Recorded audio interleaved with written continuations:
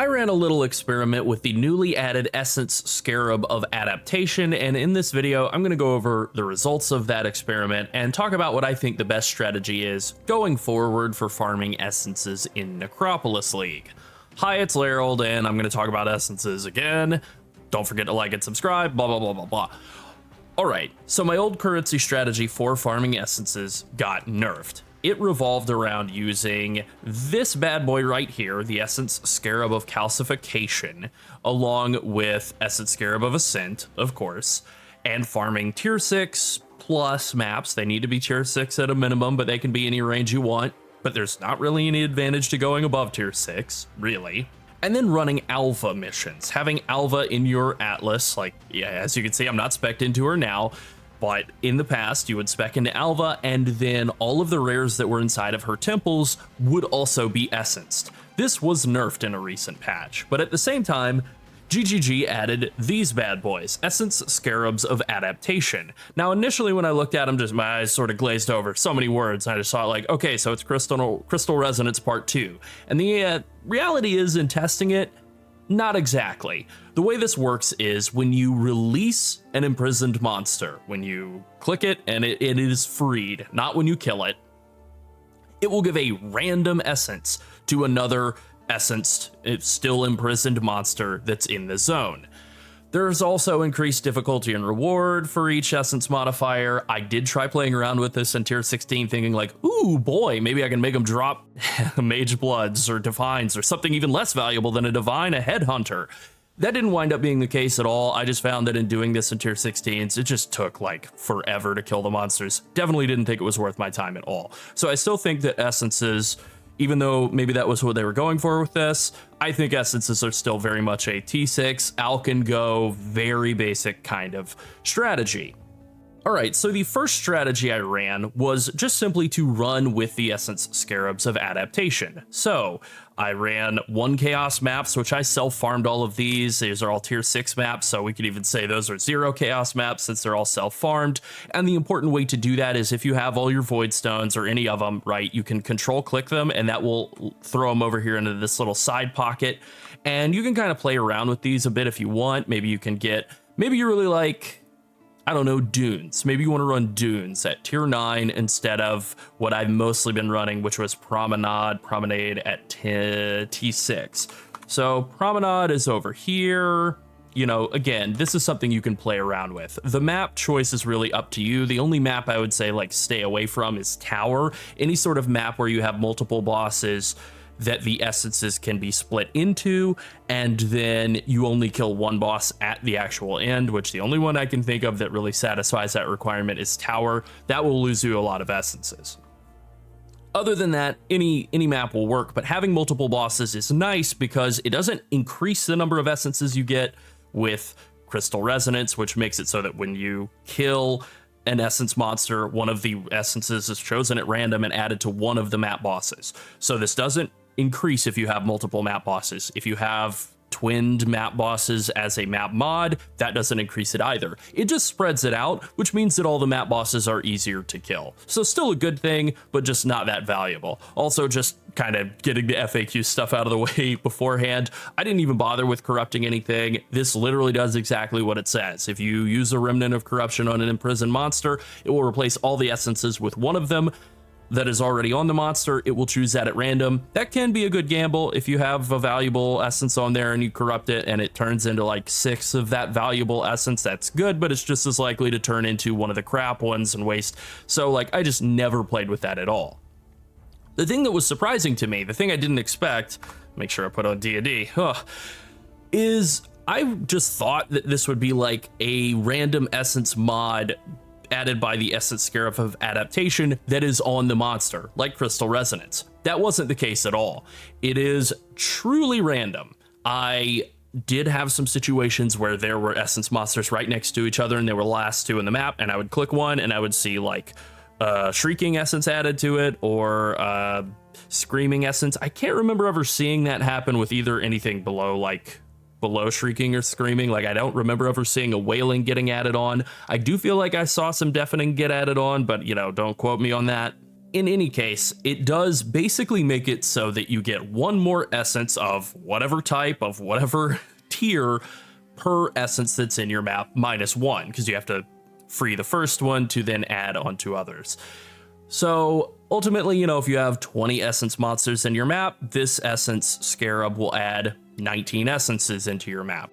Okay, so now I'm going to go ahead and jump to my sheet here where I have some of my data from the initial test that I did. And this was just playing with the essences of adaptation, just sort of in a very basic setup. I did only 10 maps of this. It wasn't like a super long test, but I only compared the amount of essences that I got. I was only counting essences, didn't count currency, didn't count maps, didn't count scarabs, didn't count fragments. And I did farm a lot of scarabs because, as you can see, I put a ton of points into scarabs. I've really put a ton of points into scarabs. I've basically taken every possible scarab node. I've even come down and blocked like Delirium and Ritual and Legion and Abyss just to make sure that my weighting on scarabs is a little bit better. I've also taken a couple of map node points just to help with sustaining just like tier 6, 7, and 8 maps, because I don't have a huge stockpile of those.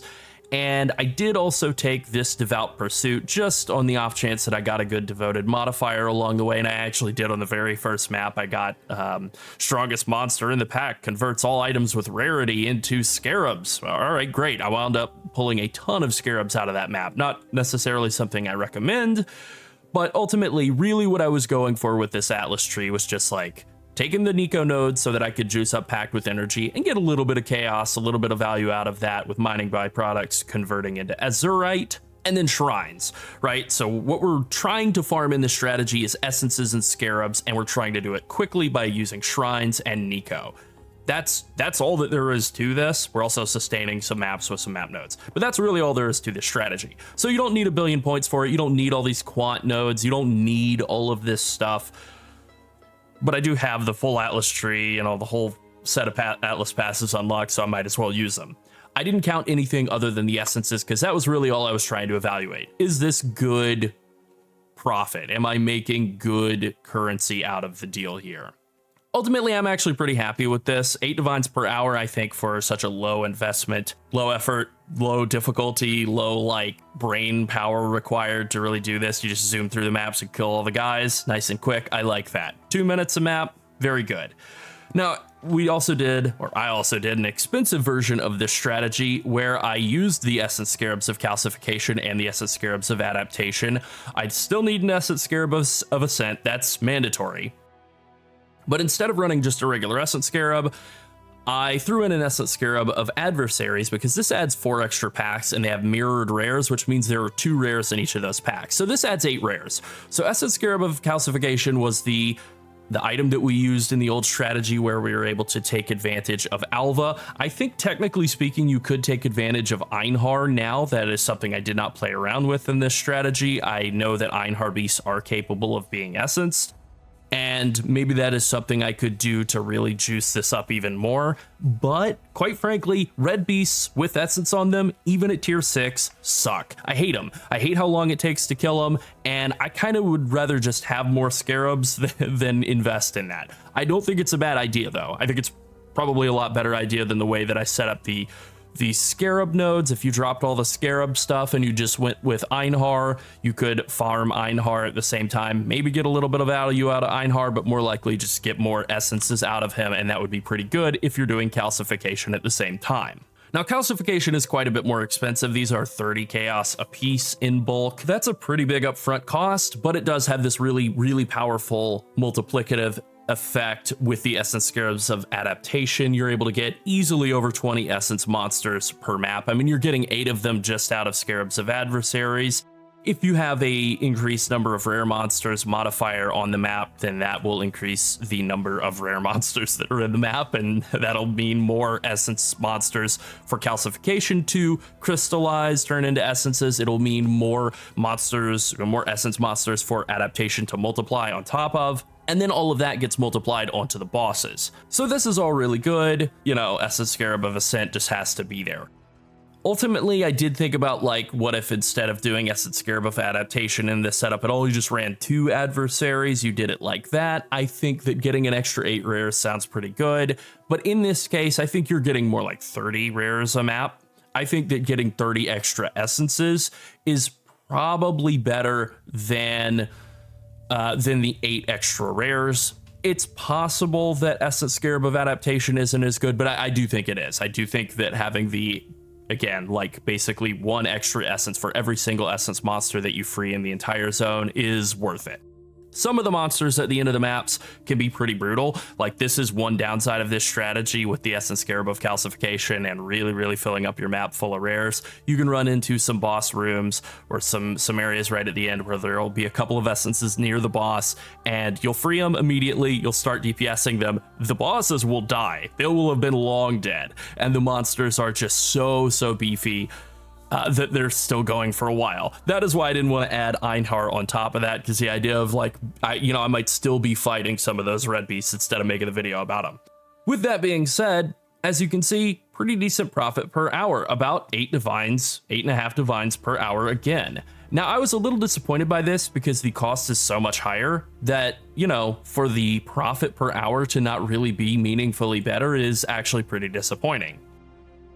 I think that's okay though, right? I think this really fits more into what Essence is supposed to be. It's not a huge money strategy. It's not huge. It's not amazing, but it is very consistent and it is decent. I mean, 8 divines per hour is pretty good. You can spend a couple of days on the weekend running easy, cheap essences and farm up enough currency to buy a mage blood. That ain't bad. It won't print money. It's not tier 17s, but also it won't kill you. It's not tier 17s. It's simple and cheap and easy, and it works. I would say all the downsides, just to kind of run through all of my usual stuff here, it doesn't really create a ton of bubblegum currency. It's not really that hard to sell. I've covered this in previous videos, but a real easy way to sell things is like, I have D&D on here. So, let's say that all of these Deafening Essences of Zeal are selling for 3 chaos. Also, that was another thing I didn't even include in all of this, is all of the prices that I used are just whatever Wealthy Exile said it is, which is not the bulk price. Bulk prices are usually a little bit higher, but let's say Deafening Essences of Zeal are, I don't know, 3 chaos each. Instead of pricing them for 3, you can price them for 27 divided by 9, which is still 3, but people will have to buy them from you in increments of 9. That makes it a lot easier to sell to people, and you don't have to do it like that. You could do 54 divided by 18, sell it in increments of 18, or the sneaky way to do it is 26 divided by 9. It's slightly less than what they're going for in bulk. You're only losing 1 chaos on the deal. It's not a big deal, and you're able to liquidate quite quickly, so that works out pretty well.